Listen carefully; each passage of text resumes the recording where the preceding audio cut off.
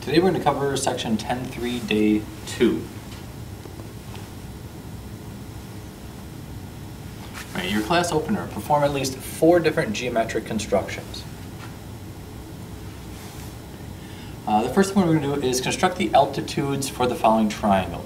Well, I remember altitudes go from a vertex and end up being perpendicular to the opposite side.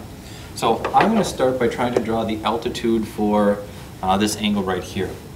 Well, I know if I want to draw perpendicular to the other side, the first thing I'm going to do is take my compass, put the vertex at, or the point of my compass at the vertex, open up, and I want to make a mark that hits in 2 places on the opposite side of the triangle. So I'm going to make one mark here, I'm going to make the other mark over here. Okay. Then if I don't change the opening of my compass, if I go from those 2 new places and swing an arc farther out,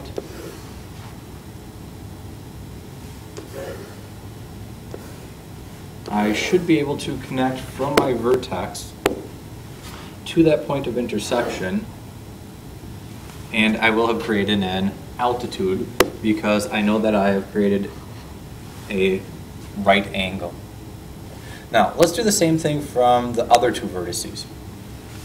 So if I look at this vertex in the upper left, I notice that the altitude ends up coming pretty much straight down, sort of like this. So I'm going to have to extend the bottom of my triangle if I want to do this construction. So let's extend the side of our triangle. So if I imagine this bottom being extended farther out, I can now do the construction. So I take the point of my compass, put it up here at the vertex, and now I want to swing an arc that's going to hit the bottom in 2 places. And now since I've extended the side out, I can mark once to the left, once to the right. If I don't change the size of my compass, I can just swing an arc from those 2 places down below. And out here where they intersect is going to give me my altitude.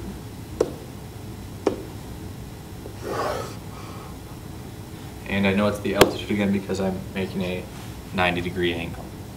And last one, I need to do the altitude for this lower right-hand corner. Well, I have to again extend one of the sides of the triangle, so if I extend this left side farther out, I can get the altitude from there. So if I put the point of my compass at the vertex, I need to open my compass up large enough where it can intersect in 2 spots. So I'm going to get once over here, once over there, and it looks like I have to extend my line a little bit farther, or I would have had to shrink the opening of my compass. Now if I don't change the size of my compass, I should be able to keep that same marking, but that looks like it's getting pretty big. It should work. So I can make a mark here, make another mark there. I have my intersection, and I can draw from the vertex to the point of intersection, and I've now created another altitude because I know I have another 90-degree angle. Construct the medians for the following triangle. I know a median goes from the vertex to the midpoint of the opposite side. To find the midpoint of each side, I'm just going to construct the perpendicular bisector. So I open my compass up to more than halfway and swing an arc from each side.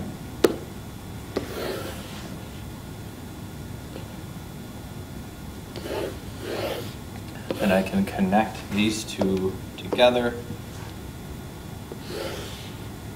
And this is going to give me where my midpoint is.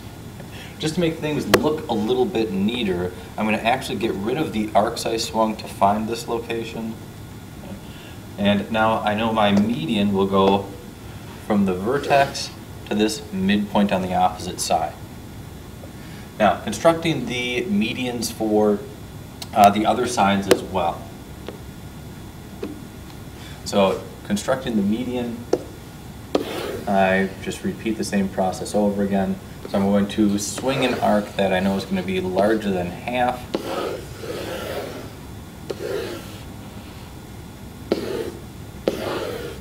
And connecting them together will let me locate where my midpoint is.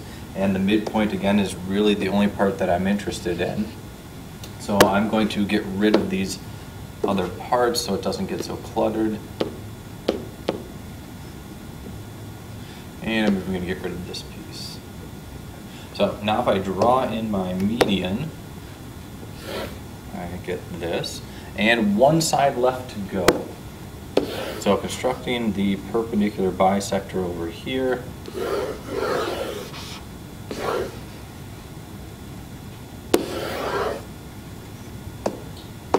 Connecting the intersection points together. And I know that my midpoint will be located right here. So to make things look nice again, I'm going to get rid of some of these construction marks.